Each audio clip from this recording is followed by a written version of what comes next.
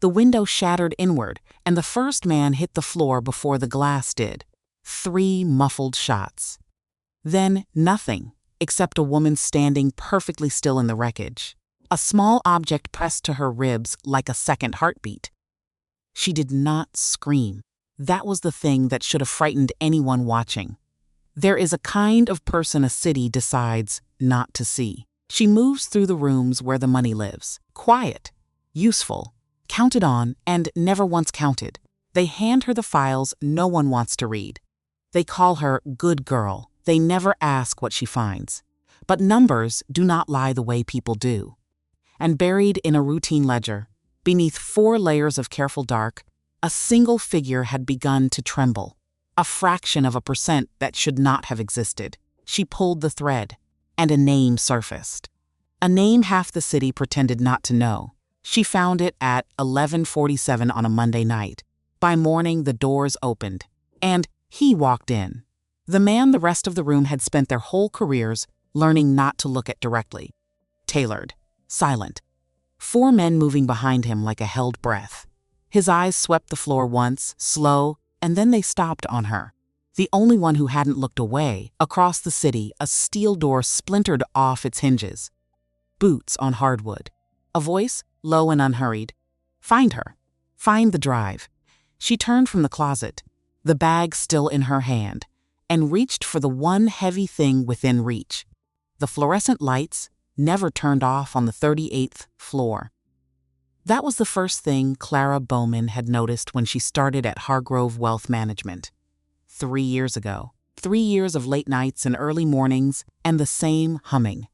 The same pale blue-white glow. The same empty cubicles stretching out around her like a graveyard of ambitions that had already given up and gone home. But Clara was still here, 11:47 p.m. on a Monday. Chicago winter pressing against the floor-to-soiling glass like something alive and angry. The city below was all amber and shadow. Beautiful, if you had time to look. Clara did not have time to look. She had numbers. Numbers were honest. Numbers did not smile at you in the break room and then whisper about your size in the hallway. Numbers did not look at the chair you were about to sit in and then glance away with that particular expression. The one that said, "I'm calculating whether it will hold." Numbers simply were what they were, and right now, the numbers in front of Clara Bowman were telling her something that made the back of her neck go cold. She leaned closer to the screen. Her eyes were burning. 11 hours straight. She had eaten half a blueberry muffin at 8 p.m. The other half abandoned when Colette walked past and said, without breaking stride, "Still at it, Clara?" Good girl. Like she was a Labrador who had learned to sit. Like the compliment and the consonantism were the same word in Colette's vocabulary. Clara had put the muffin down and kept typing. Now she pulled up the wire transfer logs for the 3rd time. Meridian Shell Corp. A routine internal audit. Douglas Hale, her managing partner, her superior, the man who signed her performance reviews with the enthusiasm of someone signing a parking ticket, had dropped the file on her desk Friday afternoon. Just rubber stamp it, Clara. Legacy account. Real estate transfers to Miami. Standard stuff, standard. She had almost believed him. Almost. Because here was the thing about Clara Bowman that nobody at Hargrove Wealth Management had ever bothered to understand. She had a master's degree in forensic accounting from Northwestern. She had spent 2 years at the IRS Financial Crimes Unit before Douglas Hale had recruited her with promises of advancement that had never materialized. She could read a balance sheet the way other people read faces, every twitch, every hesitation, every number that was trying too hard to look like it belonged. And one number in the Meridian file was trying very hard, a fractional discrepancy. Currency conversion fees. 0.03%. Routed through a Cayman Islands clearinghouse. Nothing. Less than nothing. The kind of thing that would make a normal auditor shrug and move on. Clara did not shrug. She wrote 3 lines of code she'd built herself. Elegant, precise. The kind of thing a federal prosecutor would have called evidence. She bypassed Hargrove's internal firewall. Not to steal anything, just to see. The rabbit hole opened. She went in. Meridian Shell Corp was not a real estate firm. It was a shell inside a shell inside a shell, each layer meticulously constructed and regularly cleaned, the kind of architecture that took not just intelligence, but patience. Years of patience, tens of millions of dollars, cycling through casinos and private sanitation contracts and Chicago Port Authority accounts, laundered clean through high-yield stock trades, deposited quietly into numbered offshore accounts that didn't officially exist. Clara sat back. Her heart was doing something unpleasant. She pulled up the metadata, dug through 3 levels of encryption. She had no business being able to bypass and bypassed anyway. And there, buried in the routing structure of a PDF invoice dated 14 months ago, Moran. She stopped breathing for exactly 4 seconds, because everybody in Chicago knew the Moran name. You didn't have to be in organized crime to know it. You just had to have lived in this city long enough to notice which politicians never lost their elections, which union disputes always resolved overnight, which judges had summer homes they couldn't possibly afford on a judge's salary. The Moran organization was not street crime. It was infrastructure. It was the nervous system of half the city, invisible and everywhere, the thing that made certain gears turn when they weren't supposed to turn. And Douglas Hale was laundering their money. Okay, Clara thought. Okay, that's bad. That's very bad. But it's also not my problem if I just. And then she found the second thing. The thing underneath the first thing. The thing that made the first thing look like a parking ticket. She almost missed it. Almost. Because it was buried under 4 layers of obfuscation, structured specifically to be invisible during a surface-level audit. Which was, of course, the only kind of audit Douglas had expected her to perform. A secondary LLC. Bridgewater Consulting, registered in Delaware. 1 signatory, 1 beneficiary, 1 man who had been, for the past 8 months, quietly skimming money from the Moran organization's laundering operation and routing it into an account that had his initials on it. D.H. Douglas Hale was stealing from the mob. Clara stared at the screen for a long time. The fluorescent lights hummed. Chicago pressed against the glass. And Clara Bowman, 26 years old, 240 pounds, invisible to every person in this building, was sitting alone on the 38th floor holding the financial equivalent of a loaded gun, pointed in every direction at once. Don't panic, she told herself. She panicked, internally, quietly. The way she did everything, without anyone noticing. Her hands were completely steady on the keyboard because she had learned, over years of being the only person in the room who wasn't supposed to be there, to keep her hands steady when her whole chest was coming apart. She needed a copy. She needed insurance. She needed to not be the only person who knew this. She pulled the flash drive from her keychain. Small, encrypted, the kind of redundancy a forensic accountant kept because she had been trained by people who had understood that data was the only thing you could trust, and slotted it into the USB port progress bar. 0%. Her fingers had gone cold. 12%. She glanced at the door. The office was empty, completely empty. The cleaning crew had come and gone at 10. The last broker had left at 11. Just the lights and the hum and Clara, and the numbers that were going to get her killed, 47%. Stop being dramatic. She didn't know that. She didn't know anything yet. She was an accountant. She was just an accountant doing an audit that nobody had asked her to do this thoroughly. 7-8%. The sound of the elevator. Clara's hand went to the keyboard. Not to minimize. Not yet. Because her hand was shaking and she didn't trust it. She breathed. 1 breath. Deliberate. The way her therapist had taught her 3 years ago, before she'd stopped being able to afford the therapist. 0.92%. Footsteps. Heavy. Coming toward the bullpen. 99%. She yanked the flash drive, shoved it into her bra, the only pocket that actually held things, pulled up Excel. A standard quarterly projection sheet. Her hands were completely steady now. Remarkable, really. The things the body did under pressure. Douglas Hale rounded the corner. He was still in his suit. Jacket on, which meant he'd come from somewhere important. Dinner, drinks, a client event she had not been invited to. His tie was loosened exactly 1 inch. He smelled of scotch and the kind of cigar that cost more than Clara's car payment. His eyes went to her monitors first, then to her face. Foster. He used her last name when he was suspicious and her first name when he wanted something. "What are you still doing here? You asked for the quarterly projections by morning, Mr. Hale." Her voice was completely level. She had no idea how. "I'm finishing them." His eyes dropped to her screen. "Excel spreadsheet, normal." "Nothing. Did you finish the meridian reconciliation?" Clara looked at him, directly, without flinching, which was, she realized distantly, not a thing she normally did. "Yes," she said. "Everything balanced." "Routine transfer." Douglas stared at her. 4 seconds. 5. His jaw was doing something subtle, a micro-tension she might not have noticed if she hadn't spent 3 years watching his face for signals about whether she was about to be blamed for something. Then he smiled. That particular smile. The one that reminded her of a hand patting a head. "Good girl. Keep your head down. Do the math. Leave the big picture to the adults." He turned toward his office. "Go home, Clara. You look exhausted." She waited until his door closed. Then she picked up her bag and walked to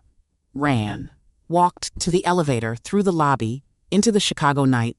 The cold hit her like a wall. January in this city was not weather. It was a punishment. She stood on the sidewalk outside the Hargrove building, the flash drive pressed against her ribs like a burning coal, and looked up at the amber-lit tower and thought, my invisible life just ended. She didn't know yet how right she was. Clara's apartment in Logan Square was the kind scoop place described in rental listings as cozy and full of character, which meant small. Old radiator that clanged at 2 a.m. like someone was doing metalwork in the walls. A bathroom where the tiles were original to 1987 and not in a charming way.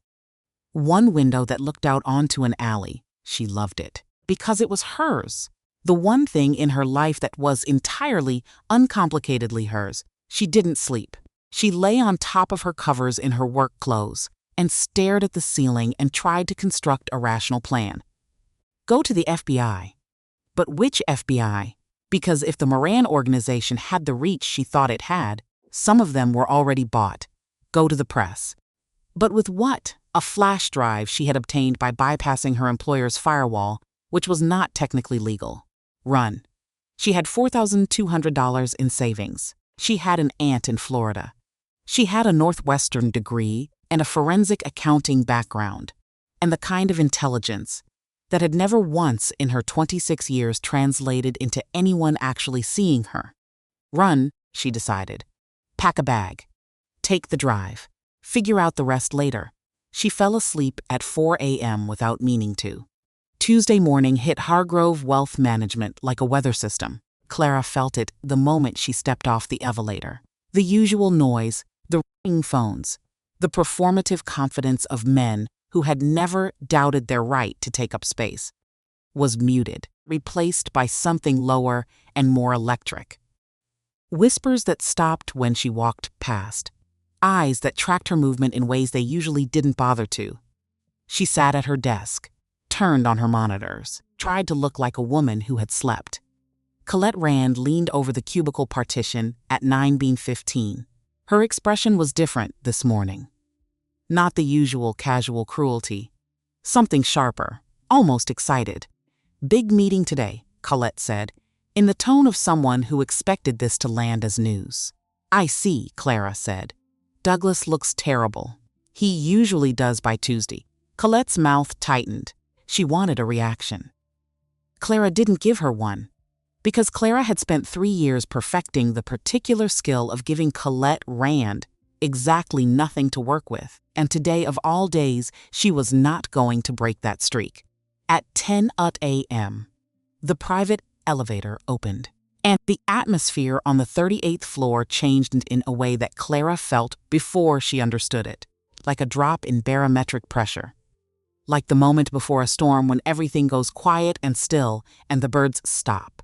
4 men stepped out first, large, moving with that particular quiet synchronization that told you they had trained together, lived together, trusted each other with their lives.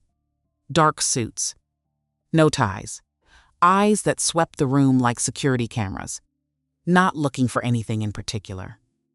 Looking for everything. Then Vincent Moran Clara had seen his photograph twice. Once in a Tribune business section profile that called him a private equity strategist with a diverse portfolio. Once on a DOJ watch list she'd accessed during her time at the IRS. A document that called him several other things. Neither had prepared her for the actual man. He was 34. He was the kind of handsome that didn't invite anything, didn't warm you, didn't welcome you. Just registered on you the way the edge of a blade registered. Sharp jawline, dark eyes that were doing the same sweep as his men's but slower. More patient. The bespoke charcoal suit moved with him like it had been built for exactly this moment. Broad shoulders. A stillness that wasn't calm. It was the opposite of calm. It was control so complete it looked like calm. The entire bullpen had stopped pretending to work. Clara kept working, not because she was brave, because her brain had decided that if she stopped looking at her screen, she would do something involuntary and visible. And the one thing she could not afford right now was visible. She heard Douglas Hale's office door open, heard his voice, that particular pitch, the one men used when they were performing confidence they didn't feel. Mr. Moran. We weren't. I didn't know you were. I know you didn't, Vincent Moran's voice. Low, even, the kind of voice that didn't need to be loud because the room already belonged to it. We have a problem with the ledger, Douglas. A discrepancy of $4.2 million. My accountants tell me your systems are leaking. Silence. There must be a software glitch. A reconciliating error. I can assure you I don't deal in glitches. A pause. Deliberate. Like he was giving Douglas time to understand the precision of what was coming. I want to see the person who handled the Meridian file. Now, Clara felt the floor drop out of her stomach because she knew what was coming next. She had watched Douglas Hale for 3 years. She knew exactly what he did when he needed someone to absorb the damage. She knew the particular way his eyes moved when he was calculating which body to throw. Foster. His voice cracked on the first syllable. That's never good. Get in here. Bring the Meridian files. Every head in the office turned. Clara felt their eyes the way you felt a change in temperature. Colette Rand's expression had shifted from sharp curiosity to something that looked almost like relief. The particular relief of someone watching someone else walk toward the fire. 3 of the junior analysts exchanged a glance. Tim Bellows from the second cubicle row literally turned air around to watch. Of course, Clara thought. Of course I'm the show. She stood up, her knees, just for a moment, then not. She gathered the Meridian folders. All of them. Her hands were steady. She had no idea how they were steady. She had a theory that her hands and her central nervous system had stopped communicating somewhere around year 2 of working for Douglas Hale and had simply divided responsibilities. The hands did the work, the nervous system did the horror, and they agreed not to bother each other about it. She walked into the glass-walled conference room. The 4 men in dark suits registered her the way security cameras registered movement, filed her, categorized her, moved on. Douglas was standing near the head of the table, his face the color of old milk, his tie now loosened significantly more than 1 inch. And Vincent Moran was standing with his back to the windows, looking out at the Chicago River. He didn't turn when she entered, he simply waited. Then he turned and looked at her, not past her, not through her, not at the folders in her hands or the space slightly. To the left of her shoulder, the way people looked when they were trying to be polite about not wanting to look at her directly. He looked at her. His dark eyes moved across her face. Her flushed cheeks, the pulse she could feel jumping at the base of her throat. And then they held. Clara stopped walking. Not because she was frightened. She was frightened, but that wasn't why she stopped. She stopped because in 26 years, she could count on one hand the number of times someone had looked at her like she was actually there. Like she occupied real space. Like she was the thing in the room that mattered. It lasted less than 2 seconds. Then Douglas Hale opened his mouth. "This is Clara Foster." He used the wrong last name. Of course he did. She's a junior auditor. She handled the Meridian reconciliation. If there's a discrepancy, Mr. Moran, it was her error. I'll have her terminated immediately. I want you to know we take full accountability for Bowman, Clara said. Douglas stopped. My name is Clara Bowman. She set the folders on the conference table. Her voice was doing something she hadn't authorized it to do. It was steady, firm, not aggressive, just precise. The way a number was precise. And I'm a senior forensic auditor, not junior.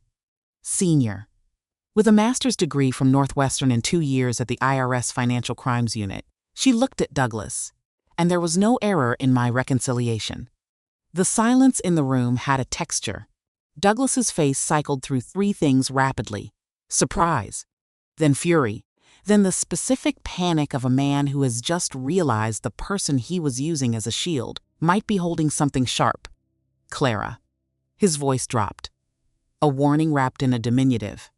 That's enough, Douglas. She didn't look away from him. You asked me to rubber stamp that file. I didn't. Because that's not what a forensic auditor does. I said, that's enough. Vincent Moran raised his hand. One hand. Gloved. A single gesture so minimal that it shouldn't have stopped anything. But it stopped everything. Douglas closed his mouth so fast his teeth clicked. The silence became something else entirely. Vincent Moran walked around the conference table. Slowly. Not toward Douglas. Toward Clara. He stopped when he was close enough that she had to tilt her head back slightly to maintain eye contact, which she did, because the alternative was looking at his collar, and that felt like a concession she was not willing to make. He smelled of cedarwood, something else she didn't have a name for, and underneath it, very faintly, the particular cold, clean smell of winter air, like he'd walked in from somewhere outside just minutes ago. You say there was no error, Miss Bowman. Not a question, a restatement. Testing the weight of it, no error, Clara confirmed. The ledger balances on the front end. But the routing numbers attached to the offshore clearinghouse have been manually altered. The money didn't disappear. It was diverted. Something moved in his eyes. Brief. Like the surface of deep water responding to something thrown in from a great distance. She's lying. Douglas's voice had gone high. She doesn't know what she's talking about. Look at her, Mr. Moran, she's a back office. What happened next was very fast. Vincent Moran moved, not quickly exactly, but with the economy of someone for whom speed and intention had long since become the same thing. He crossed the 3 feet between himself and Douglas Hale, took Douglas by the collar of his custom shirt, and walked him backward into the glass wall of the conference room. The glass shuddered. The entire bullpen flinched. Douglas made a sound that was not language. Vincent leaned in. His voice dropped to something that was barely sound at all. Do not, he said, interrupt her again, and do not disrespect her in my presence. He released Douglas, who slid down the glass a few inches before catching himself, coughing, one hand at his throat. Vincent turned back to Clara. The violence had left his face the way weather left a landscape, completely, immediately, without a trace. What replaced it was something she had no reference point for, an attention so focused it felt almost physical. Like standing in a beam of light in a dark room. The diversion, he said. You found it. Yes. And you know who diverted it. Clara looked at Douglas Hale, crumpled against his own conference room glass, gasping, the architect of his own destruction. She looked at the folders on the table. She looked at the flash drive. which she could feel against her skin like a second heartbeat. She had 3 options. Lie. Impossible. He would know, and Douglas would kill her anyway to cover his tracks. Say nothing. Same outcome, slower timeline. Or tell the truth and walk into a world that would never let her out. She chose the truth. Not because it was safe. Because it was the only thing she had ever been able to do. I have proof, she said. On a secure drive, she held his gaze. Douglas created a dummy LLC, Bridgewater Consulting. He's been skimming from your transfers for 8 months. The room was so quiet she could hear the river 3 stories below. Vincent Moran looked at her for a long time. And in that look, she couldn't name all the lings in it. Something calculating, yes. Something that recognized a quality in her it hadn't expected to find. But underneath that, something slower and stranger. Something that she would spend a considerable amount of time later trying to convince herself she had misread. He looked at the man standing beside him. Brick, one of the 4. The largest, the most still, the one who had cataloged Clara and moved on. Stepped forward. Boss, take Mr. Hale somewhere quiet. Have a long conversation with him about Bridgewater Consulting. He didn't look at Douglas when he said it. He was still looking at Clara. And pack up Miss Bowman's desk. Clara blinked. She doesn't work for Hargrove anymore. A pause. Small. Waited. She works for me. Chaos is underrated as a cover for escape. Clara had exactly 90 seconds. She knew because she counted. The way she counted everything, automatically, involuntarily. The background hum of a mind that couldn't turn itself off. 90 seconds while Vincent Moran stepped into the hallway to take a call. While Brick was directing the other men toward Douglas. While the bullpen outside the glass had dissolved into the specific panic of 30 people, simultaneously realizing they needed to not be at their desks. She walked out of the conference room, past the cubicles, past Colette Rand, who was standing with her mouth slightly open, watching the drama unfold with the expression of someone whose theater tickets had dramatically exceeded expectations. Past Tim Bellows, past the printer that always jammed on Thursdays, into the stairwell, the door shut behind her. She ran 42 flights, which was insane, which she knew was insane. The elevator would have been faster, but elevators were enclosed, and she needed out. Needed down, needed the specific physics of descent. Stairs under her feet, railing under her hand, each landing a smaller triumph over the floor above. Her thighs burned. Her lungs burned. She was not a woman who ran. She was a woman who sat very still and thought very precisely, and maneuvered around problems with the careful patience of someone who had learned early that the world was not designed for her to move through it quickly. But she ran now. She burst through the lobby doors. Chicago, January. The cold hit her like a wall of honest information. You are outside. You are exposed. The city does not care about your problems. She hit the sidewalk and threw her arm up for a cab, and one, miracle of miracles, was actually there, actually slowing, actually stopping. She gave an address 3 blocks from her apartment because she was a forensic accountant and she understood patterns.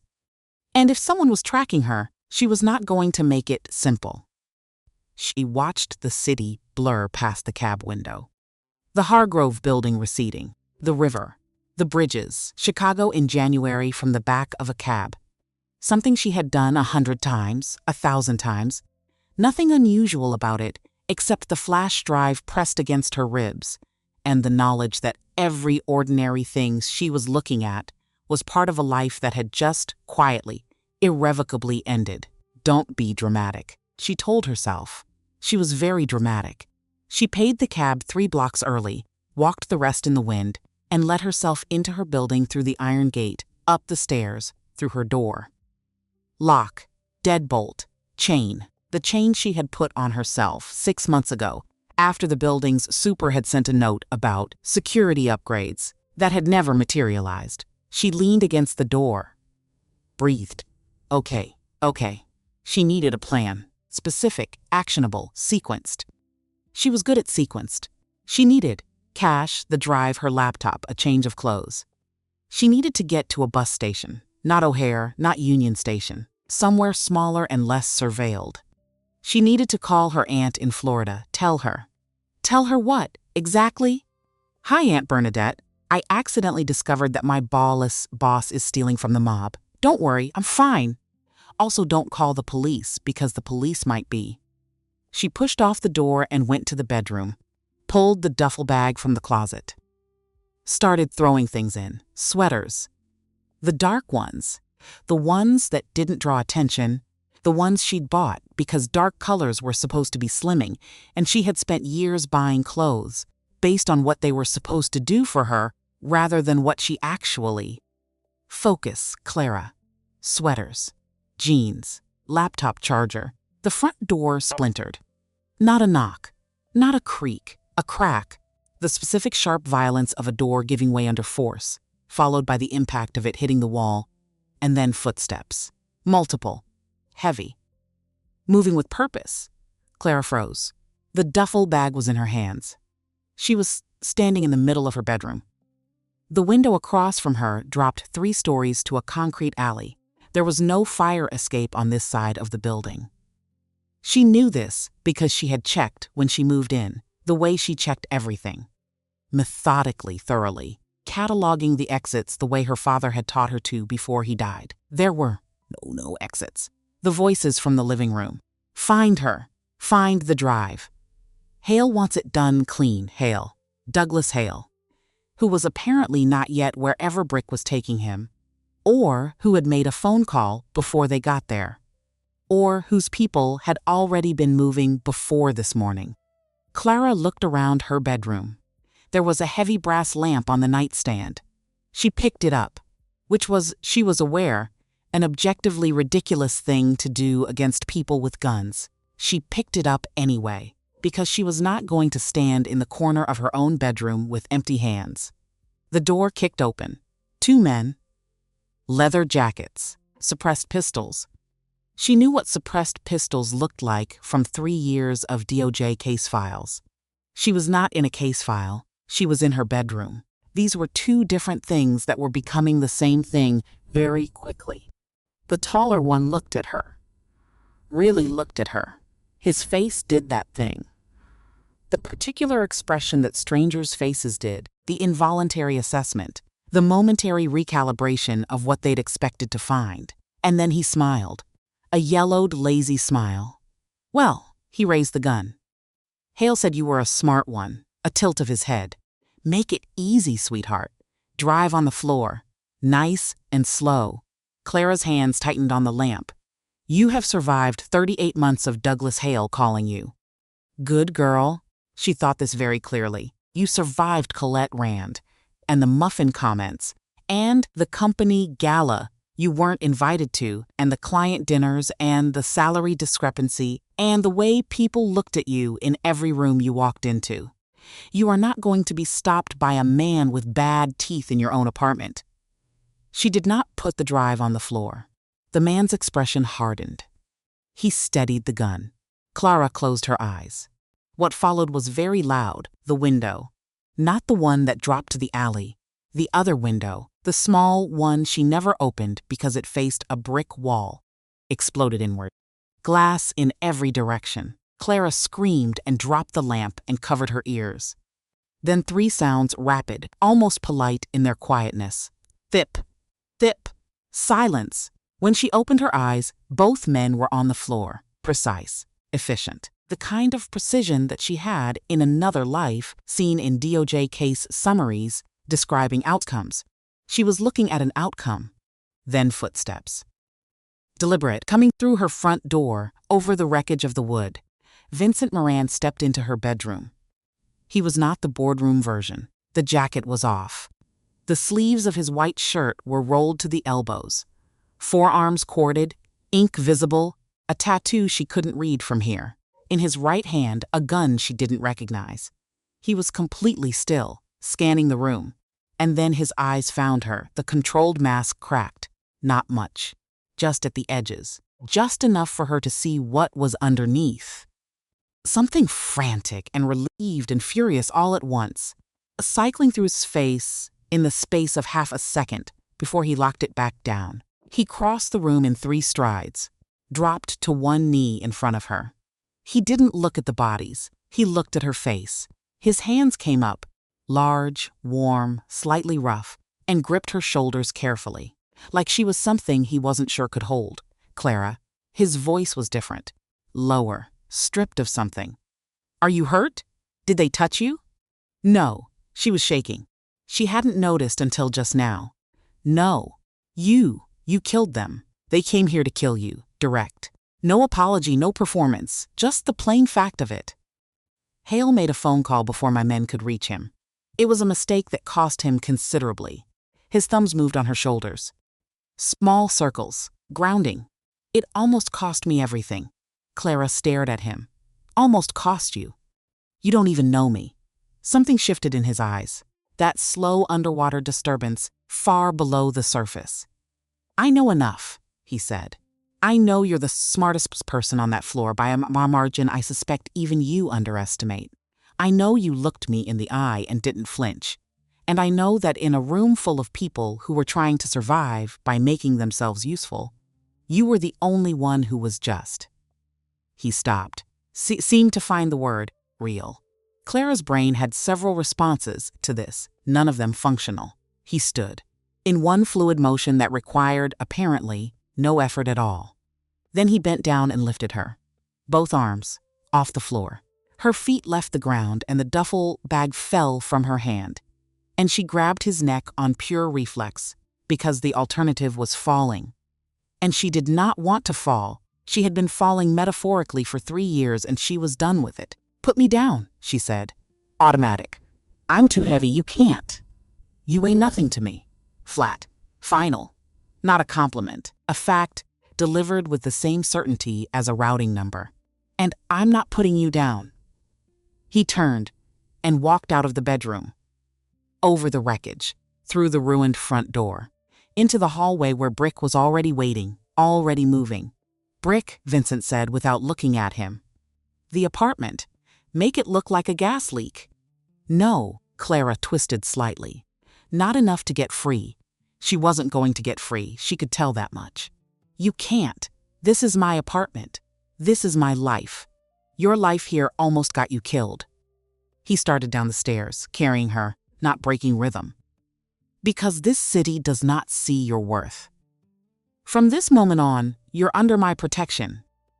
Clara looked up at the ceiling of the stairwell scrolling past, the radiator that clanged at 2 a.m., the bathroom tiles from 1987, the window that looked out onto the alley. 3 years of a life that was hers, small and imperfect and entirely, uncomplicatedly hers. She thought, I should fight harder. She thought, he's right and I hate that he's right. She thought, the flash drive is still in my bra and that might be the only thing keeping me alive right now. She didn't say any of it. They came out onto the street. A black SUV was already there, idling. Brick opened the door. Vincent put her in. Carefully, the word was carefully, she filed it and slid in beside her. The door closed. The sea started moving past the tinted windows. She looked at the building as they pulled away. 3rd floor, 2nd window from the right. Nothing yet. Then the faint smell of something. She looked at Vincent. He was looking at her. Not the building. Her, where are we going? She asked. Somewhere safe. Your version or mine. A pause. Brief. Something shifted in his expression. Not quite humor, but adjacent to it. A recognition of the distinction she was making. Mine, he said. Clara looked back out at Chicago scrolling past. The river, the bridges, the amber and shadow of a city that had watched her be invisible for 3 years and had nothing to say about it now. She was 26 years old. She was a forensic accountant. She had a flash drive in her bra and a man who killed people sitting 6 inches away from her and a life that had just burned down behind her. She had never felt more awake. In the front seat, Brick's radio crackled. Helipad's clear. 30 minutes out, Clara closed her eyes. Okay, she thought. Okay. New plan. The helicopter touched down at 4:47 a.m. Clara knew the exact time because she had been watching the clock on the instrument panel the entire flight. Not because she cared about the time, because she needed something to anchor herself to, something that moved in a straight line. Forward, measurable. Because everything else in her life had stopped moving in a straight line approximately 6 hours ago and showed no signs of resuming, Lake Michigan below them. Then gone. Then the dark canopy of pine forest. Then floodlights. Then a structure that she had no adequate word for. House was wrong. Estate was closer but still insufficient. It was a compound, walls, perimeter lighting that turned the tree line white, and guards. She counted 8 before the helicopter settled, and she stopped counting because the number was becoming unhelpful. Vincent stepped out first, offered his hand, waited. She took it, not because she needed help, because she was exhausted, and because the rotors were still slowing, and the downdraft was something physical, and because she would not examine this closely, not now, not ever if she could help it. His hand was the only warm thing in a very cold morning. She let go the moment her feet hit the concrete. He noticed. He didn't say anything about it. Inside, the scale of it hit her like a change in air pressure. Italian marble, vaulted ceilings, artwork she recognized. One Modigliani, one Sargent watercolor, hanging with the casual authority of things that had always belonged exactly where they were. A staff of 4 stood in the foyer with their eyes carefully averted.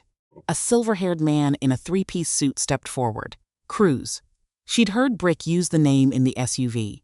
East Wing is secured, Cruz said. Biometrics active. Wardrobe stocked, a pause so brief it barely registered. Katerina has prepared a meal. Vincent nodded once, double the perimeter. Overnight rotation. He turned to Clara. His expression had shifted from the hard operational efficiency of the last 4 hours into something that was trying, not entirely successfully, to be something else. You must be exhausted. I'm fine, she said. He looked at her the way people looked at obvious lies told by people who should know better. We'll eat, then you'll sleep. She wanted to argue. She didn't have the architecture for it right now, so she followed him into the dining room. The table could have seated 30. 2 places were set close together, which was a choice someone had made, which meant it was an intentional choice, which meant, stop it, Clara. Stop analyzing the place settings. You have larger problems. The food was extraordinary. Fresh pasta, something braised, bread that had clearly been made in the last 2 hours. The smell of it reached her before she sat down and did something involuntary to her chest. She sat and did not eat. Her hands were in her lap. She was watching the food with the particular vigilance of someone managing an internal negotiation that had nothing to do with hunger and everything to do with years of sitting in rooms where eating was a performance that other people got to judge. Colette Rand asking about the muffin. The way the junior analysts at the quarterly lunch always seemed to position themselves with just slightly too much visibility to her plate. The clientele dinner she'd attended once, her first month, before Douglas had quietly made it clear that client dinners were not part of her role. The look on the senior partner's face when she'd walked in. The specific mathematics of that look. She was very aware of her thighs against the velvet of the chair. The sharp sound of a fork being set down. Why aren't you eating? Clara looked up. Vincent was watching her, not with impatience, not with the executive efficiency he'd deployed for most of the night. With something more careful. I'm not very hungry, she said. That's not true. A beat. You heard my stomach on the helicopter. I heard it in the elevator at Hargrove. He held her gaze. And I'm asking you again. Clara looked at the pasta, the bread, the braised, short rib that smelled like something her mother had made on Sunday mornings before she stopped making things. Her chest was doing something complicated. People usually have something to say, she said quietly. When I eat. In front of them, the temperature in the room dropped. She looked up. Vincent Moran's face had gone very still. Not the controlled stillness of the boardroom. Something colder and more deliberate, the way a thermometer went cold. Not absence of feeling, but a sharp drop in it that registered on every nearby surface. His eyes had changed. "Who?" he said. One word, flat as a factual statement. "Give me names, it's just." "Colette at the office." "It doesn't matter," Colette rand. "It's fine." It matters." The two words had a weight she felt in her sternum. "Give me more names." "No," she reached out. A reflex. Her hand on his forearm, just below where the sleeve was rolled. The moment her fingers touched his skin, something happened. He went absolutely still. Not the operational stillness. Something different. Something that started in his forearm and moved upward. "You can't hurt people because they made comments." "I'm used to it." "I know you're used to it," he said, very quiet. That's the part I find unacceptable." His free hand came over hers, covered it. His thumb moved across her rough knuckles once, slowly, like he was reading something he hadn't expected to find. You look at yourself through the eyes of people who wouldn't recognize quality if it handed them documented proof. He reached for the bread, broke a piece, dipped it in the oil at the center of the table, and held it out. Not placed it on her plate. Held it out. An offering. A direct, uncomplicated one. "Eat, Clara." She looked at the bread. She looked at him. She took it. It was, without any exaggeration, the best thing she had ever tasted. Warm and slightly salty and real in a way that the last 12 hours had prevented most things from being. She chewed and looked at the table, and blinked twice rapidly, because she was absolutely not going to cry at a dinner table over bread. Regardless of the circumstances, regardless of the fact that someone had for the first time in recent memory just, without agenda, without caveat, without the particular tax that usually came attached. She ate. He ate. He did not watch her, or rather, he did not watch her in a way that registered as surveillance. He watched her the way someone watched a fire. Present. Warm. Not looking for anything to critique. By the time the pasta was half gone, something in her shoulders had unknotted that she hadn't realized was knotted. She noticed this, filed it away, moved on. The suite in the East Wing was the size of her entire Logan Square apartment, plus the bathroom, which had, she discovered, heated floors, which was the kind of detail that made a person reconsider every choice that had led them to a bathroom without heated floors. She stood on them for a moment. Just stood, letting her feet be warm. "You have been abducted by a crime organization," she reminded herself. The floors being nice is not the point. She slept for 6 hours, deeply. Without dreams, which was unusual. She attributed this to the adrenaline crash, and not to the fact that for the first time in years she had eaten a full meal, and no one had said a single word about it. She woke up to light through the silk drapes and the sound of nothing, which was also unusual. Logan Square was never quiet. The building, the street, the radiator, always something. This silence had a quality to it, dense, intentional. The silence of a place that had been designed to control its own environment. She lay there for exactly 4 minutes. Then she got up and found the closet. It stopped her. She stood in the doorway of the walk-in and looked at it for a long moment. Because she had expected. She didn't know what she'd expected. Something generic. Something that would fit a woman in the abstract, the way hotel robes fit a person. Technically functional. Sizing somewhere in the vicinity. This was not that. Cashmere sweaters in burgundy and forest green and a warm gray that she would have chosen herself. Silk blouses. Tailored trousers. Tailored, not purchased and hemmed, constructed from scratch. She checked the waistband of one pair, her exact measurement. To the inch, not approximate. Exact. She stood very still with the trousers in her hands. Someone had measured her. Not in a clinical way, not the way department stores with their tape measures and their encouraging. But strained smiles did it. In the way of someone who had paid close enough attention to the actual dimensions of her body to construct clothing that fit it correctly. That was designed for it. That was not apologizing for it. She put on the burgundy cashmere, the black trousers, found on the shelf boots in her exact sizes. She stood in front of the mirror. Oh, she thought, just that. Oh, because she looked like herself, fully. Without the dark cardigans and the strategic layering, and the architectural decision-making of a woman who had spent a decade dressing in apology. She looked like a woman who took up the space she was standing in, and that was fine. That was exactly the right amount of space. The space was appropriate to the woman in it. She looked at her reflection for 10 seconds. Then she straightened her shoulders, turned around, and went to find who had apparently memorized her measurements. Because she had questions. The center was underground. She found it by following Cruz, who found her in the corridor outside the East Wing, and said, with careful naturality of someone who had been briefed on exactly how to handle this situation, Mr. Moran would like to see you when you're ready. She was ready now. The elevator went down 2 floors below the main house. The doors opened onto something that looked nothing like the Renaissance art and Italian marble above. Brushed steel, acoustic panels, 4 walls of monitors displaying financial markets, shipping route overlays, satellite imagery, and security feeds from every angle of the perimeter. Screens within screens, data running in columns she could read from across the room.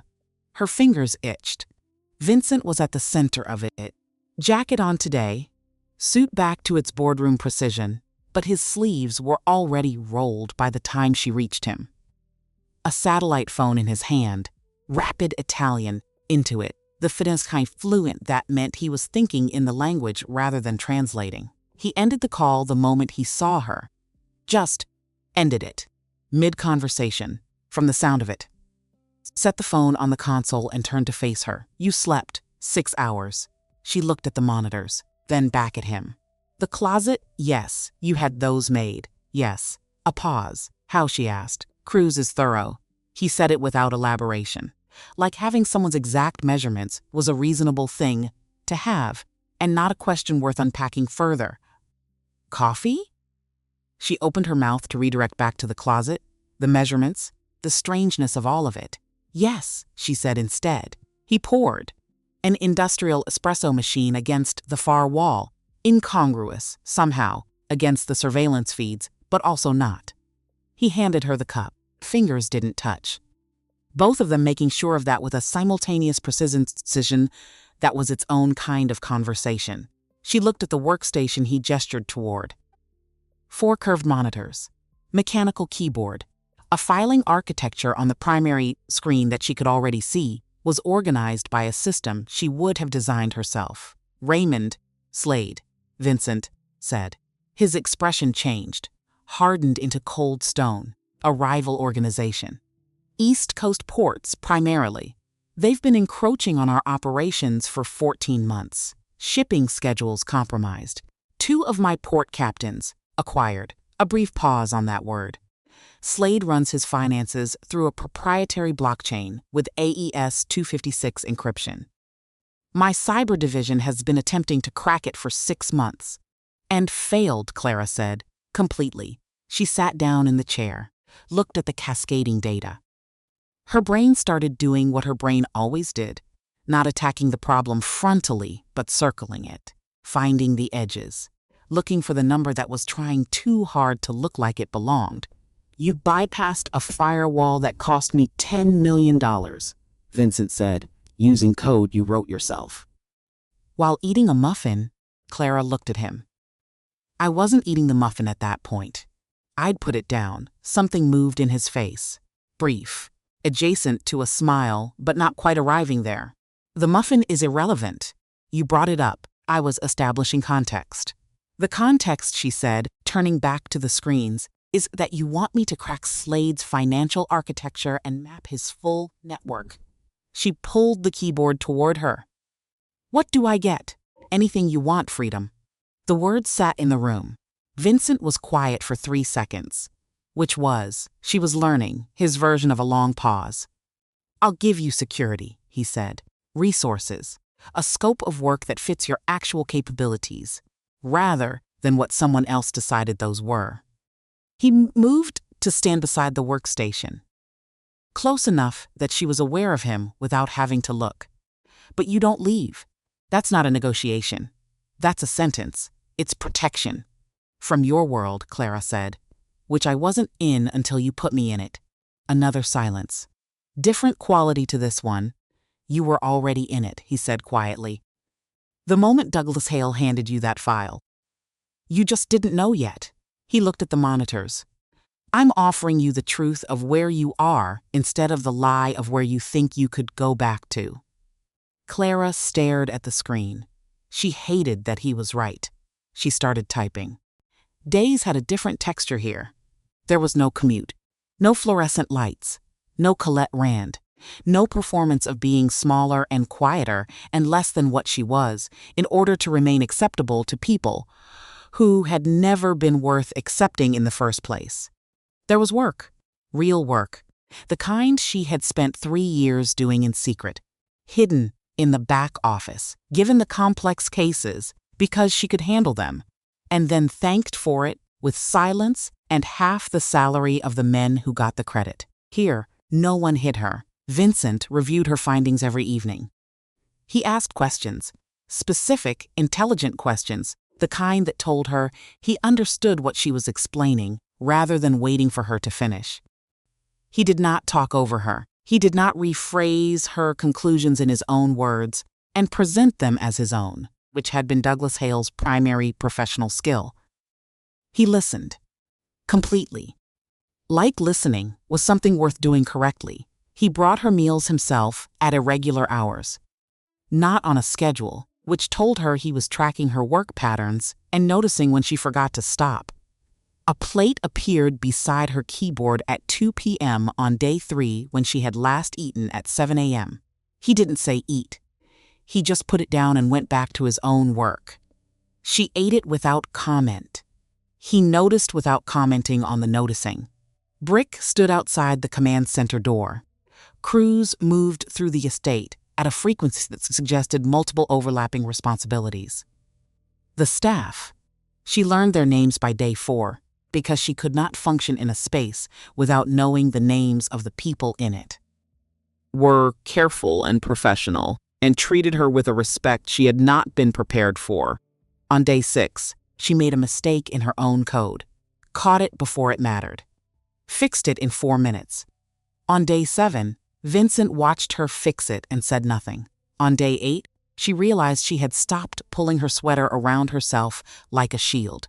She noticed the noticing. She also, every night, for 30 minutes after Vincent left the command center and Cruz made his final rounds, built something no one knew about, a back door, into the Moran organization's own financial architecture, not to steal, not to damage.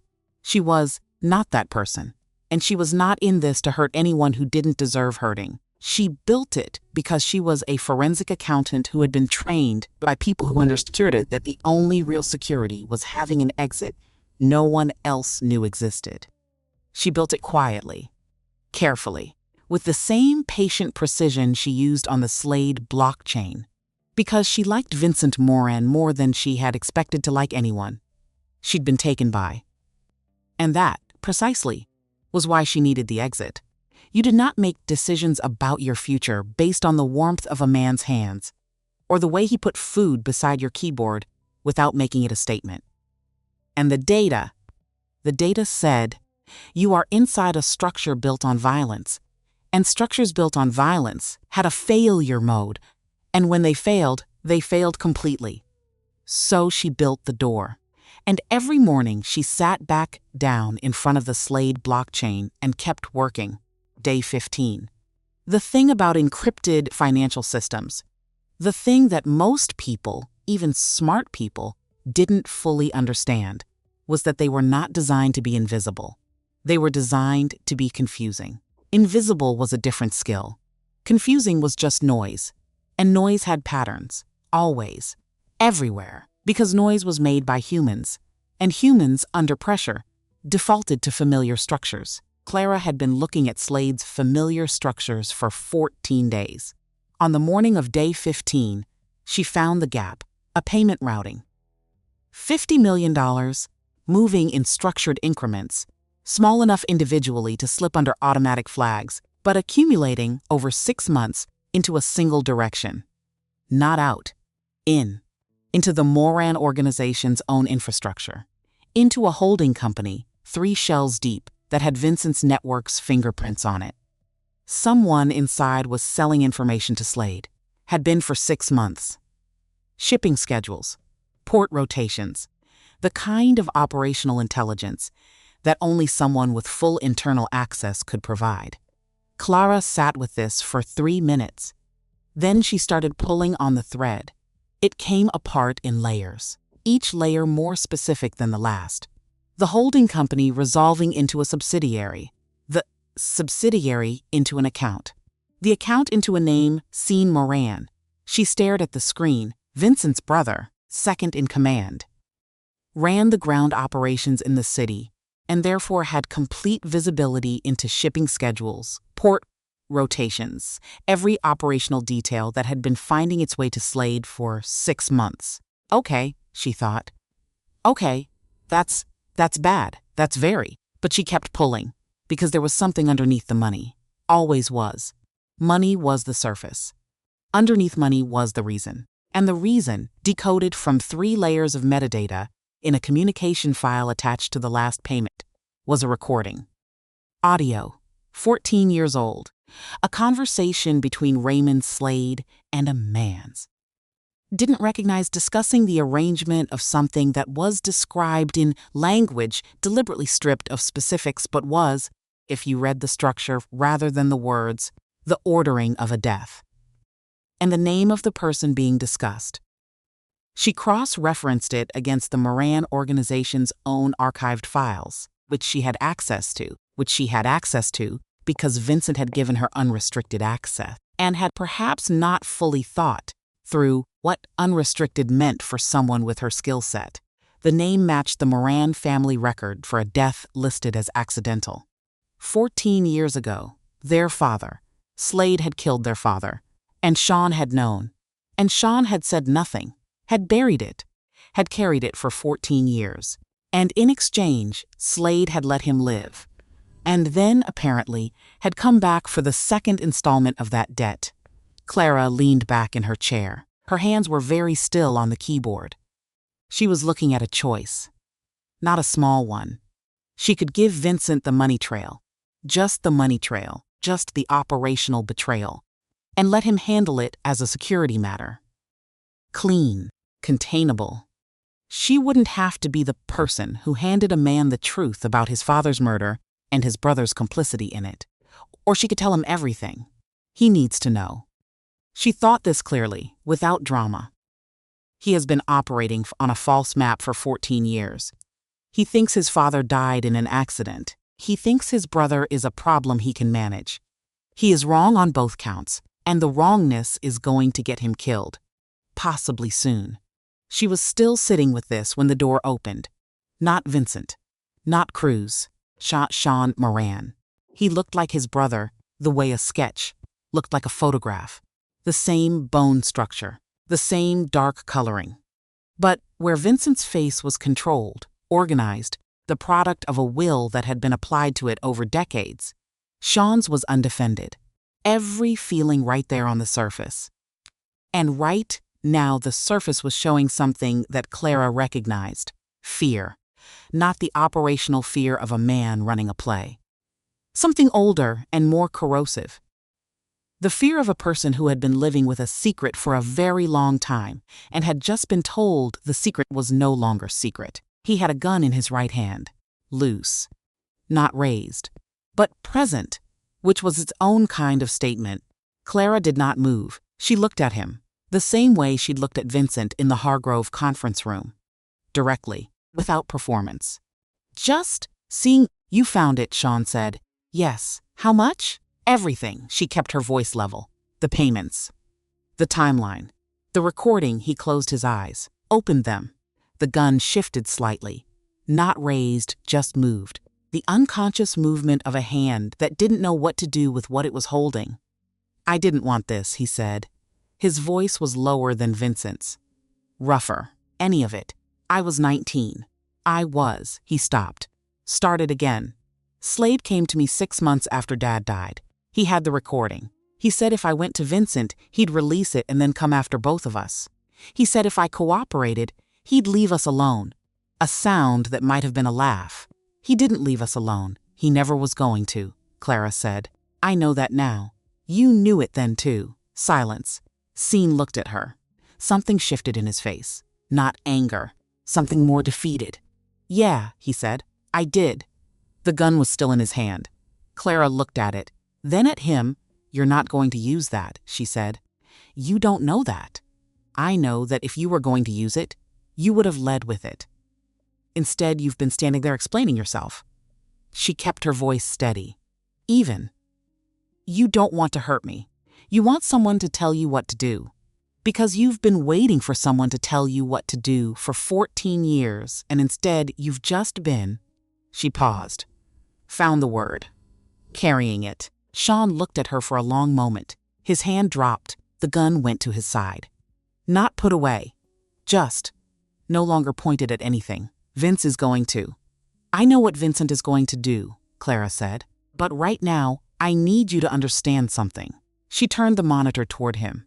The decoded routing, his name, the payment trail, all of it. This is what Slade has on you, reconstructed from his own files. He thinks it's buried. He doesn't know I have it. That means right now, in this moment, you still have the ability to choose what happens next. Sean stared at the screen. Clara heard the footsteps half a second before Sean did. She recognized them. The door opened. Vincent stood in the frame. His eyes went to Sean first, then to the gun at Sean's side, then to Clara. The expression on his face was the most complex thing she had seen on any human face in recent memory. A violence so complete, it had gone past rage into something quieter and more permanent, interrupted by the visible relief of seeing her unharmed, interrupted again by something that could only be called grief, cycling through so rapidly that it barely registered on his features at all. But she saw it. She saw all of it. Get out, Vincent said to his brother. Quiet. The kind of quiet that was not calm. Scene looked at Clara once. Then at his brother. He walked past Vincent without speaking. Vincent watched him go, didn't move. Waited until the footsteps were gone. Then he stepped into the command center and closed the door. He didn't look at her yet. He looked at the floor. A specific point on the floor. Breathing. She could see him managing something. Pressing it down, finding the level surface beneath it, returning to equilibrium the way a precision instrument returned to zero. Then he looked at her. Are you hurt? No? Did he? He didn't raise the gun, she said. Not once. Vincent nodded. Once. Processing. What did she said? Clara turned the monitor back to face the room. She told him all of it. The payments, the timeline, the operational breach. She told him clearly, and in sequence, the way she told him everything, without softening the numbers, without editorializing, because he was a man who deserved the actual data rather than a curated version of it. Then she told him about the recording, about his father. She watched his face while she told him. She did not look away, because she had made the choice to tell him the truth, and the truth did not get to be comfortable to deliver just because it was hard to hear. She owed him that, the directness, the full presence of someone who was not managing him, not angling, not trying to soften something that could not be softened. Vincent was very still for a long time. He turned toward the monitors that faced the lake. The water was dark. The perimeter lights caught its surface at these intervals. Flashes of amber, then nothing, then amber again. When he finally spoke, his voice was the quietest she had heard it. You didn't have to tell me the part about our father. I know. You could have given me the financial breach. Just the breach. It would have been enough. It wouldn't have been true, Clara said. And you needed the truth, not a version of it. A long silence. No one has told me the truth in a very long time, he said. Not self-pity. Just a fact. A number that was simply what it was. Clara looked at his profile against the dark water. I know, she said. I could tell. He turned. Whatever he was about to say. She saw it forming, saw him reach for it. His radio crackled, cruise. Urgent, 3 words, boss. Motion sensors. The amber alert on the perimeter display pulsed once. Then the whole board went red. Clara had already turned back to her keyboard before Vincent reached the console. Because she had seen, 3 days ago, on day 12, she had been watching the traffic data on the perimeter sensors as background noise while working, and she had noticed an anomaly. A pattern. Vehicles on the access road, 2 miles out, running without headlights in a 40-minute rotation. She had flagged it internally. She had not mentioned it to Vincent because she'd wanted more data. She had the data now. She pulled up the perimeter feed, southwest tree line. Movement, multiple contacts, tactical spacing, moving in the dark, with the deliberate geometry of people who had rehearsed this approach. A lot of people. More than a lot. I flagged this pattern 2 hours ago, she said. I was waiting for confirmation before. How long have you been tracking it? Vincent said. Since day 12, she looked at him. Slade had the approach pattern. I didn't want to be wrong. Were you wrong? No, his jaw tightened. A muscle in his cheek, he picked up the radio. 3 words to Brick. Active defense. Now, to Clara. Command center door locks in 60 seconds. You stay, I know, she said. She was already typing. Go. He looked at her for exactly 2 seconds. Something in his face was very close to the surface right now. Then he was gone. And Clara was alone with her 4 monitors, a mechanical keyboard, and the entire financial architecture of a man who had just sent an army to end the Moran organization. She cracked her knuckles, started typing. Okay, Slade, she thought. Pulling up the back door she had spent 14 nights building into his blockchain. Let's see what $3 billion looks like when it disappears. The compound alarm started screaming. Gunfire opened up somewhere in the darkness above her. And Clara Bowman, the woman nobody had thought to look at twice, started taking Raymond Slade's empire apart 1 microtransaction at a time. The compound alarm was not subtle. It was designed to not be subtle.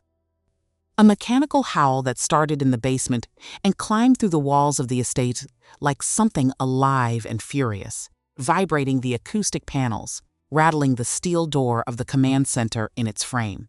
Clara felt it in her back teeth, in her sternum, in the particular place behind her eyes, where headaches lived when she'd been staring at screens for too long. She ignored all of it, because the screens were showing her something that required her complete attention. Raymond Slade had sent 43 men. She knew this because she was watching the thermal imaging feeds on monitor 3. White shapes moving through black landscape. The southwest tree line bleeding contacts in tactical formation. 2 waves. The second larger than the first, converging on the compound from angles that told her someone had studied the property for weeks. Maybe months. This was not improvised. This was a plan that had been waiting for the right moment. Scene's situation had given them the moment. Except, she pulled up the perimeter sensor data from the past 18 hours. Cross-referenced it with the traffic pattern she'd been tracking since day 12. Then she checked the timestamp on the coordinates broadcast. The one that had gone out when the system registered the breach in the East Wing, 3:14 a.m. She looked at the thermal feeds again. Southwest tree line, southeast approach. Main driveway. Then she looked at monitor 2, the coordinates that had broadcast from the Moran system. She had been in this architecture long enough, understood it well enough, that she had found a critical vulnerability on day 13, and had spent 2 days quietly, carefully, invisibly adjusting 1 variable. Not the activation trigger, just the coordinates themselves, off by 2.3 miles, north-northwest, whatever Slade's advance team had sent to the location in the first broadcast, the one that had gone out 11 minutes before the main force arrived here, had gone to a point in the middle of a pine forest with nothing in it but trees and January cold. She didn't know exactly how many men he'd sent there firstest. Enough that the force hitting the actual compound right now was smaller than Slade had intended. Still 43, but smaller than intended. She had not told Vincent about this adjustment. Not because she'd hidden it.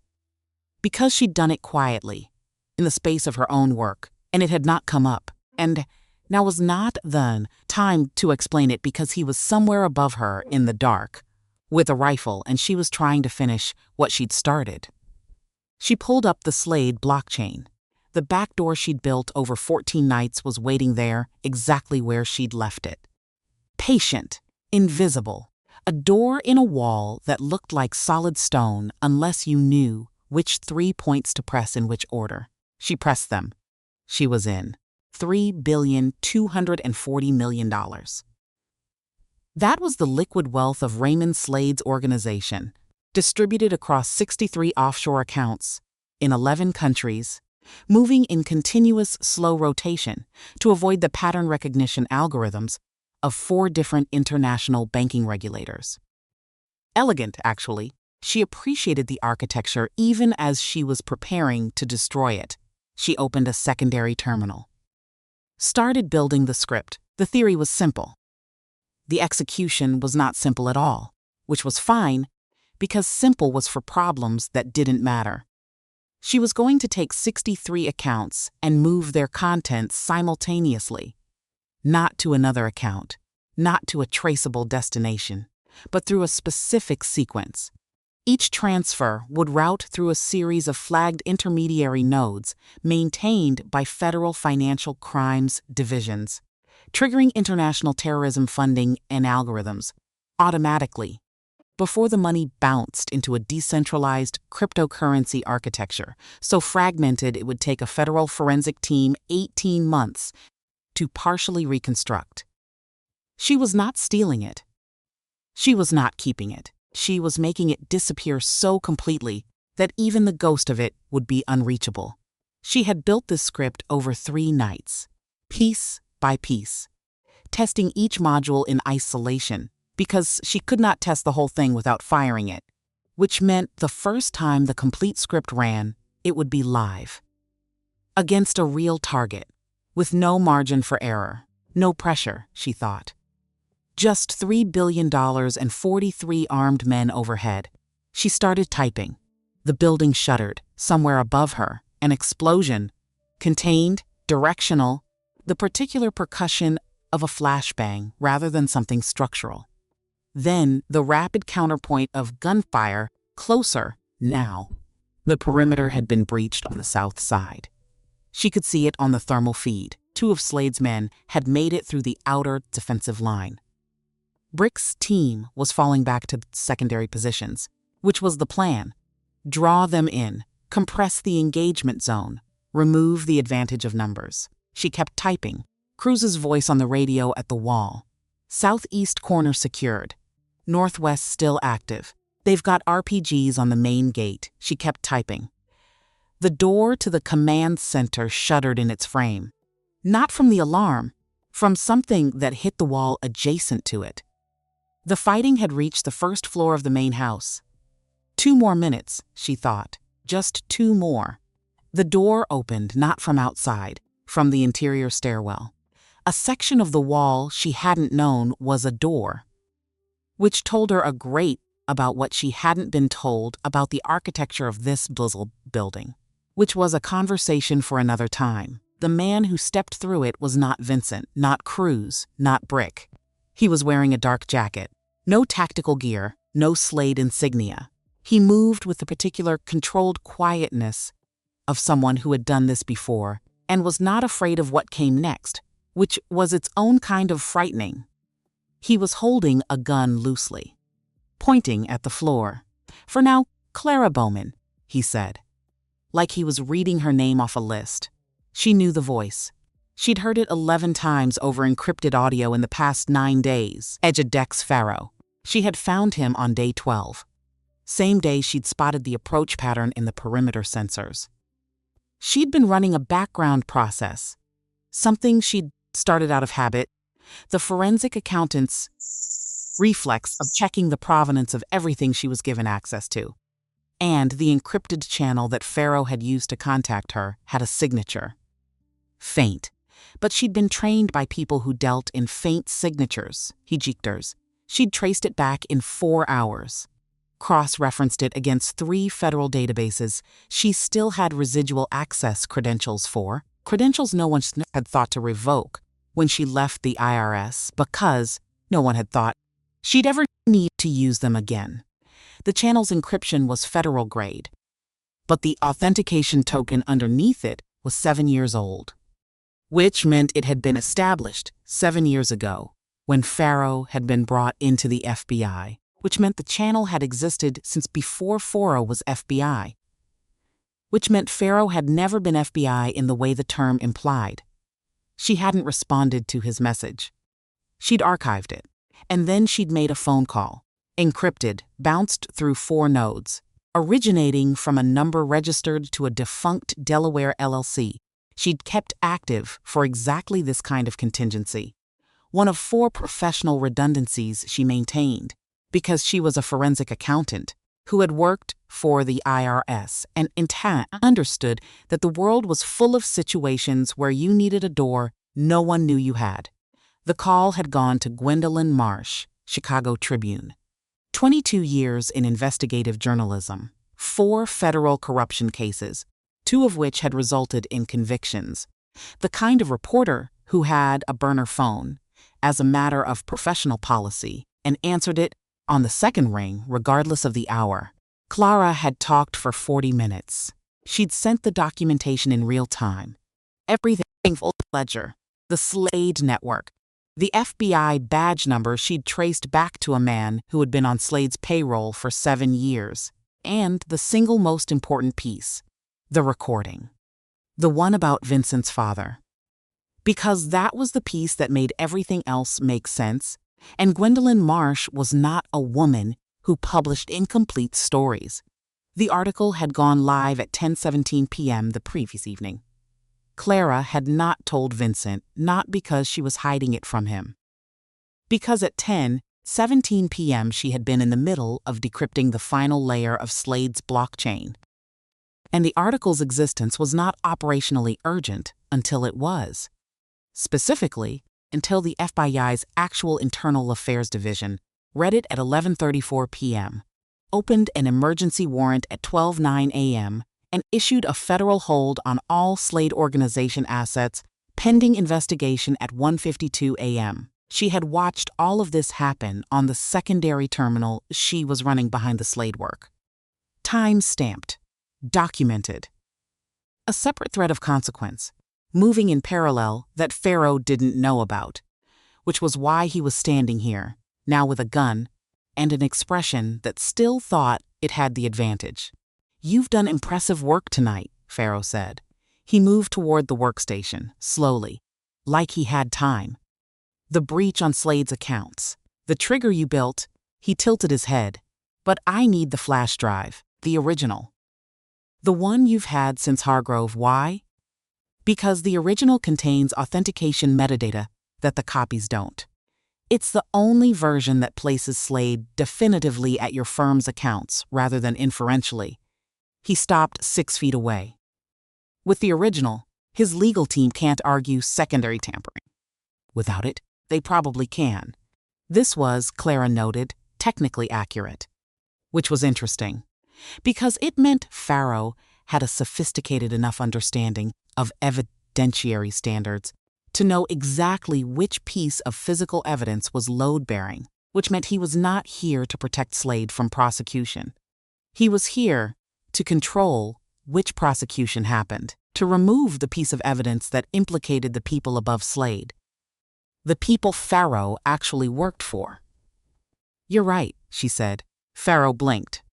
"Hadn't expected agreement. The original drive is more valuable than the copies," Clara continued.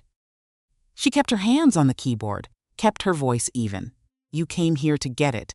Before the FBI raid on Slade's compound in New York contaminated the chain of custody." Something like that. Except the FBI raid on Slade's New York compound started 4 hours ago, Clara said, because the warrant was signed at 12:09 a.m.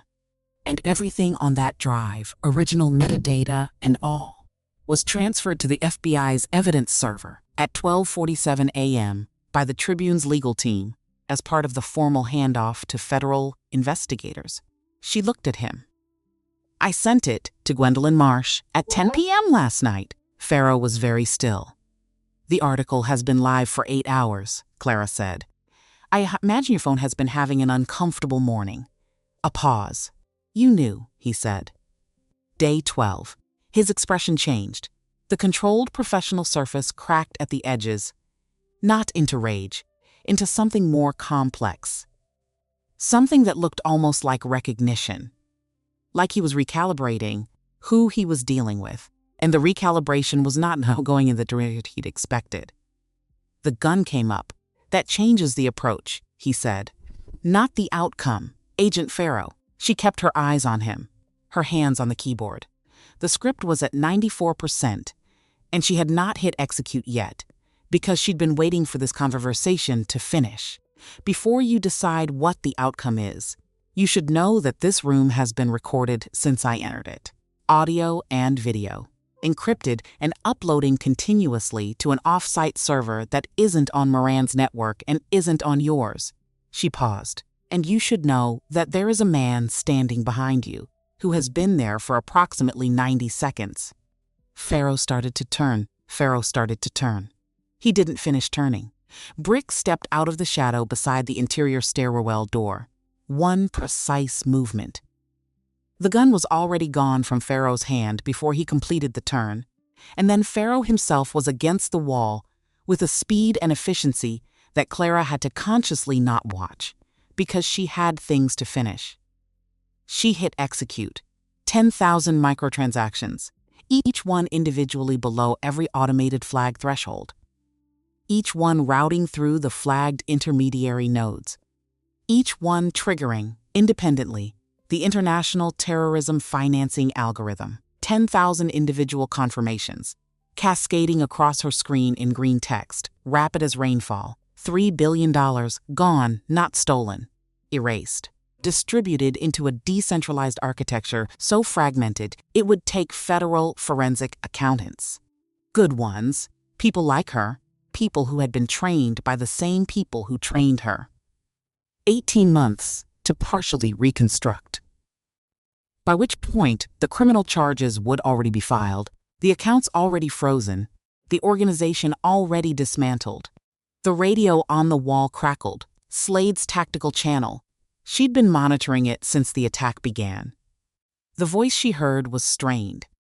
Cracking at the edges, command, this is Alpha Team. We have a problem. All encrypted payment channels are down. HQ is reporting a full lockout.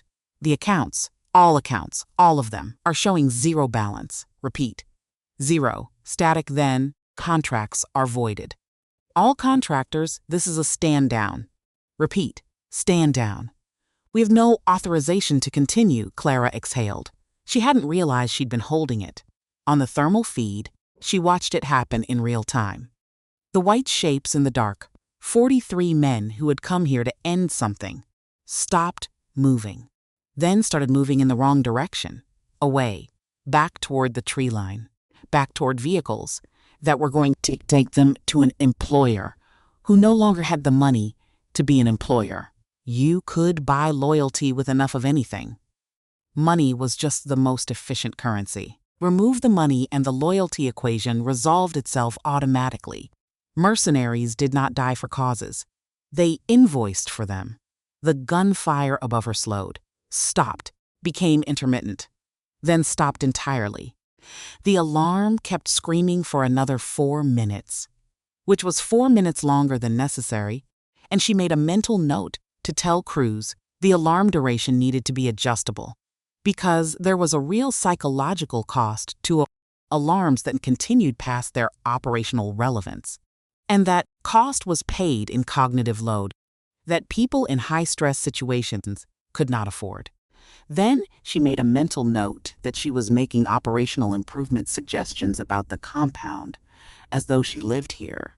She did not examine that thought. but she set it somewhere she could find it later.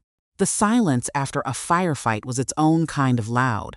Clara had read about this, had heard it described in after-action reports and testimony transcripts and the clinical language of federal case files.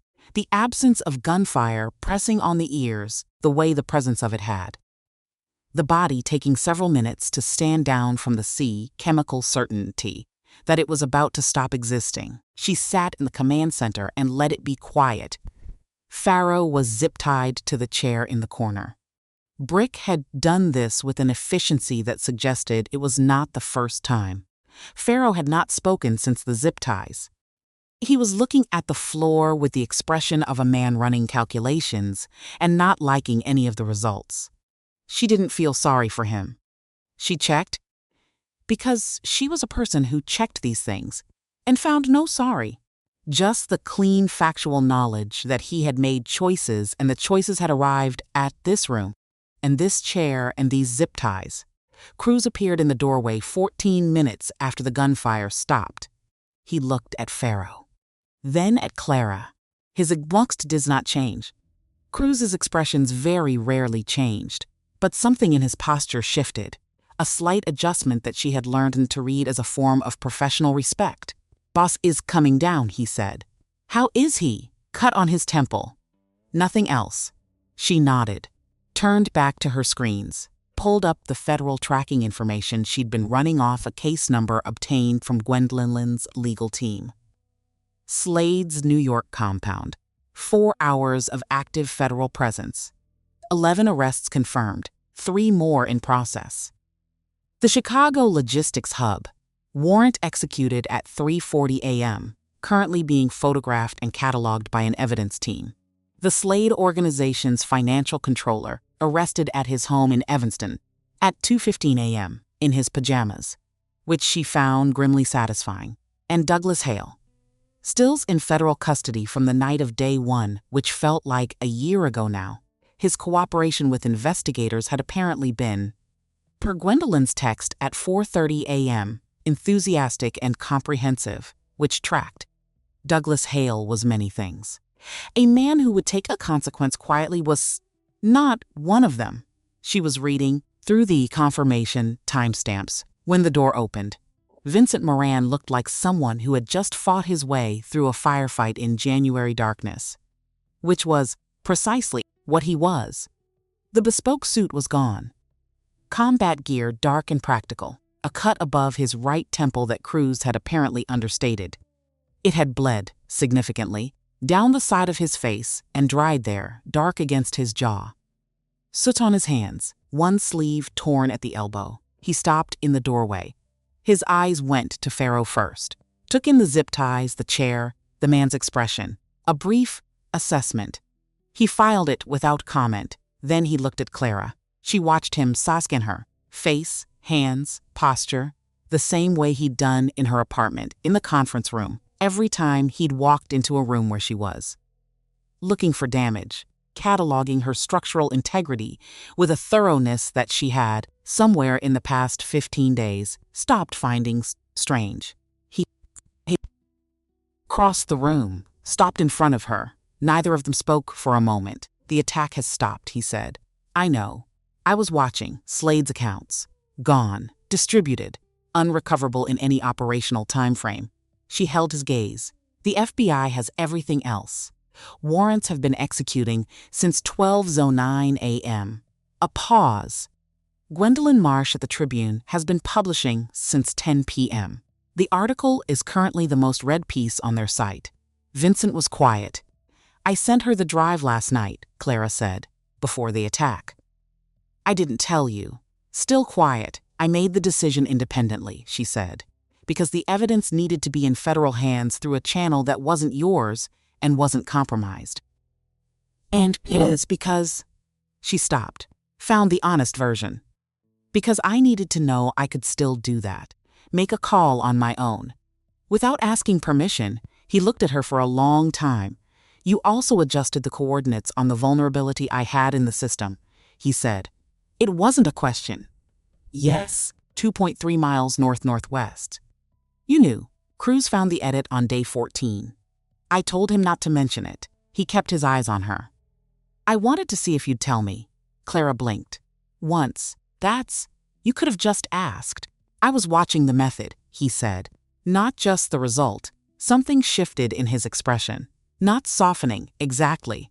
More like the removal of a layer that had been there for professional reasons and was no longer operationally necessary. You built a solution before there was a problem. You built it in a system you were given access to and used it in a way that protected everyone in this compound. A pause, including people you had no obligation to protect. I had some obligation, Clara said. I've been eating their food for 2 weeks. The thing that had been adjacent to a smile for 15 days finally arrived on his face. Fully. Completely. And it was the kind of smile that changed the way a room felt. Then it pulled back. Because he was thinking about something else now. Sean, he said. Yes. Where is he? I don't know. She watched his profile. Cruz told him to leave the property when the attack started. I don't think he came back. Vincent was quiet for a long time. He knew about my father for 14 years, he said finally. Not with heat. Not with the violence she'd seen him deploy without hesitation in other contexts. With something much more difficult. Something that required more of him than rage did. He was 19. He was alone with it. And Slade knew exactly what he was doing when he gave him that choice. Yes, Clara said. It doesn't make it. I don't know what it makes it. It makes it complicated, she said, which is different from unfixable. He looked at her. I'm not telling you to forgive him, she said. That's yours to figure out. I'm saying that the reason Sean broke was because someone systematically isolated him and made him carry something that would have broken most people at any age. That's true, and you can be furious about what he did and still understand how he got there. You're a forensic accountant, Vincent said. Yes, not a therapist. Definitely not. She turned back to her screens. But I'm very good at finding the source of a leak. A pause. Then, very quietly, he's my brother.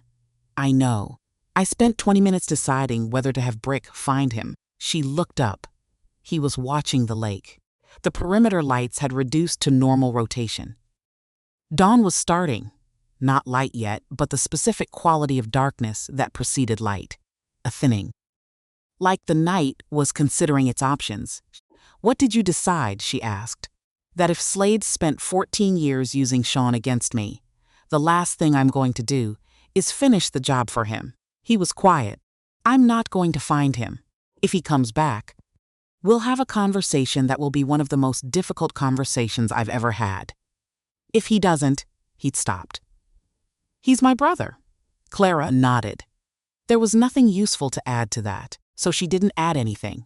Which was, she was aware, one of the things she was actually good at, knowing when the complete response was silence. Farrow was extracted at 7 a.m. by 3 men from FBI Internal Affairs who arrived in unmarked vehicles and did not speak to anyone in the compound and did not make eye contact with anything that wasn't the ground in front of their feet. They had been called by Gwendolyn's legal team's contact inside the bureau. One of 4 agents named in a sealed filing as potentially trustworthy, which was a very depressing ratio. And they had a warrant for Farrow's arrest, signed at 6:14 a.m. Clara watched from the window of the command center as they walked him out. He didn't look up. She didn't feel anything particular, which was different from feeling nothing. It was more like closure, if closure was a color, would be this specific gray. The gray of a thing that was over. Not triumphant, not sad, just finished. Colette Rand had been terminated. She learned from Cruz at 8 a.m., along with 14 other Hargrove employees, as part of the federal investigation into the firm's client operations, which was not something Clara had specifically engineered. It was simply the consequence of things being examined correctly. She thought briefly about the muffin. She thought, I hope whoever is auditing Hargrove's records has adequate screen brightness and sufficient hydration. It's a lot of numbers. Then she thought, I'm making audit jokes, internally. to myself. At 8 a.m. after a night with 43 armed men and one corrupt federal agent. I think I'm all right. Vincent found her in the East Wing at 9 a.m. She was sitting on the window seat of her suite. The one that looked out over the lake, over the perimeter, over the tree line that had been full of men 7 hours ago and was now full of nothing but pine and morning light. She had changed, washed her face, found the gray cashmere from the closet. She was sitting with her feet tucked under her and a cup of coffee, and she was not doing anything at all, just existing in the space. This was unusual for her. She was going to note that and not make it significant. He knocked on the open door. She looked at him. The combat gear was gone. A clean shirt, jaw unshaved by 2 days now. The cut on his temple had been cleaned and closed. Butterfly bandages, neat, efficient, Cruz's work probably. He was carrying something, a white envelope. He crossed the room and sat in the chair across from the window seat. Not close, not far, the right distance for a conversation that hadn't started yet and didn't know what it was going to be. He held out the envelope. She took it, looked at him, opened it. Inside, a passport, her photograph, a name she recognized as her own, a bank account number on a card with a balance she was not going to read aloud because it would embarrass both of them in different ways, and a printed address. Chicago, Wicker Park neighborhood. A street she knew. She looked up. Apartment, Vincent said. 3-bedroom, which is more than you need, but the building has good structural integrity and the security is. Cruz assessed it. A pause. Your name on the lease, your account. Fully legal. Nothing traceable to me or the organization. Clara looked at the passport again. I'm not holding you here, he said. I want to be clear about that. What happened in this house? What you did here. You didn't do that because I asked you to or because you had no other option.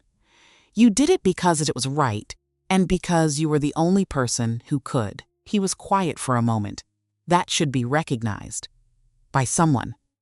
Even if the recognition looks like a lease. It looks like a lease, she confirmed.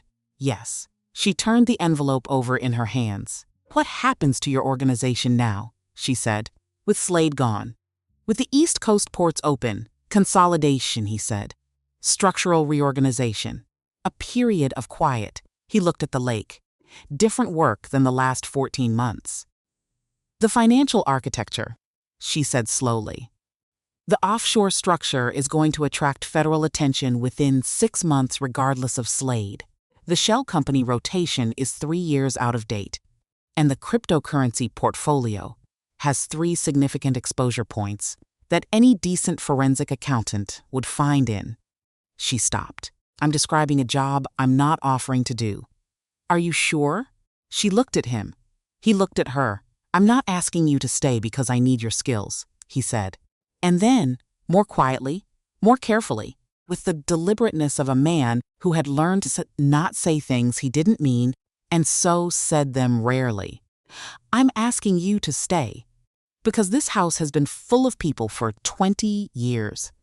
And you are the first person who walked into it and made it feel like somewhere that could contain an honest conversation. Clara was quiet. Outside, the lake was catching the morning light, flat and silver and enormous. The kind of view she had never had from any window she'd ever owned. The kind of view that cost more than she had ever made, and that she had, for the past 2 weeks, been looking at every morning like it was hers. It is not yours, she thought. Nothing here is yours. But she thought about the closet, the way the cashmere sat on her shoulders, the bread, dipped in oil, held out without condition, the way he had answered every question she'd ever asked him with the actual answer instead of the managed version of it, the way he had sat across from her while she told him the worst truth she had ever delivered to another human being, and had not looked away, and had not blamed her, and had not performed his grief, but had simply been in it, quietly. Honestly, the way she had felt, for the first time in her life, like the space she took up was exactly right. I have conditions, she said. He waited. The financial architecture gets restructured. Fully. I design the new system. I build the new system, and it doesn't have exposure points that can be used against you or anyone connected to you. She held up the envelope. I keep this, the apartment, the account, my name, my freedom. I can leave at any time, and if I leave you, don't send brick, agreed, and the work I do. I tell you what I find, all of it. Even when it's not what you want to hear, I'd expect nothing less. And I eat what I want, she said. Without commentary, from anyone, including you. Something changed on his face. The smile arrived again, fully, without reservation. And it was. It was the kind of smile that made a room feel different. I haven't said a word about what you eat, he said. You haven't, she agreed. I'm establishing the precedent for future reference. Noted, he stood. Extended his hand. Not to lift her, not to lead her. Just offered it flat open, the way you offered something you were prepared to have refused. Do we have an arrangement? Clara looked at his hand. She thought about Logan Square. The radiator.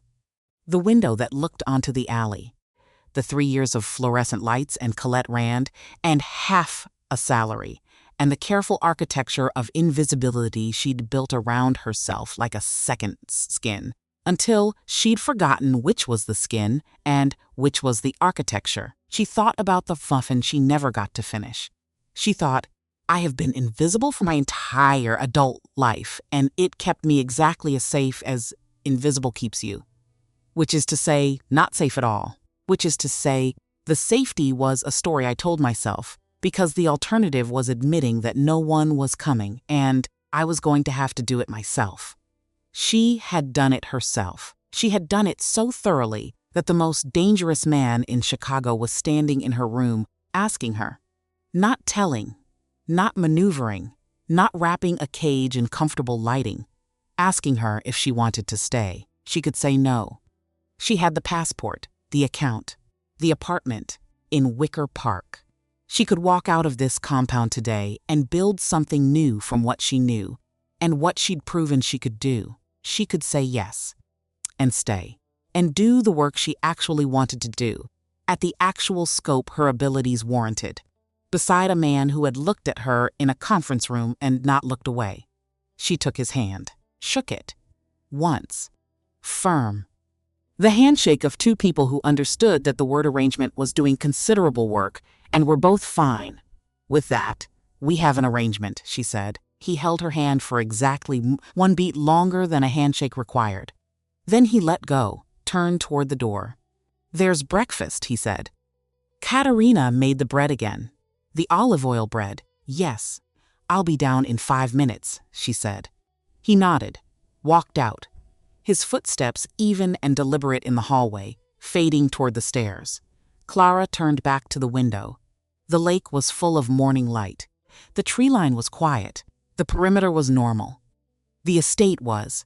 Her brain did the thing it always did, automatically, without asking permission. 12 acres, 16 staff, security rotation at 40-minute intervals, financial architecture that needed 3 to 4 months of reconstruction work. One man with butterfly bandages on his temple, who had just smiled at her without reservation for the very first time. She stood up, smoothed the gray cashmere, picked up her coffee, and walked toward the door of a room that was, she was allowing herself to notice, already starting to feel like hers. They had called her the woman no one thought to look at twice. They had been wrong, in the specific way that people are wrong when they have decided what something is worth before they have bothered to find out what it contains. The way Douglas Hale had handed her a file and told her to rubber stamp it. The way Colette Rand had looked at a muffin and seen a punchline. The way a room full of people had looked at Clara Bowman for 3 years and seen the back of a chair. She had spent her career finding the number that was trying too hard to look like it belonged. It turned out she was that number. It turned out she had belonged somewhere completely different the entire time. And it had taken a ledger, a flash drive, a dead man's vulnerability adjusted by 2.3 miles, $3 billion routed into digital oblivion, 43 mercenaries who invoiced rather than believed, one corrupt federal agent zip-tied to a chair, and a blueberry muffin she never got to finish, to get her there. To get her here, standing in a room that was starting to feel like hers, with a cup of coffee that was still warm, and 5 minutes before breakfast, and the particular, unfamiliar, entirely uncomplicated feeling of a woman who has finally, after 26 years of making herself small enough to fit into spaces that were never designed for her, decided to take up exactly the right amount of room. The woman no one wanted turned out to be the one thing everyone needed.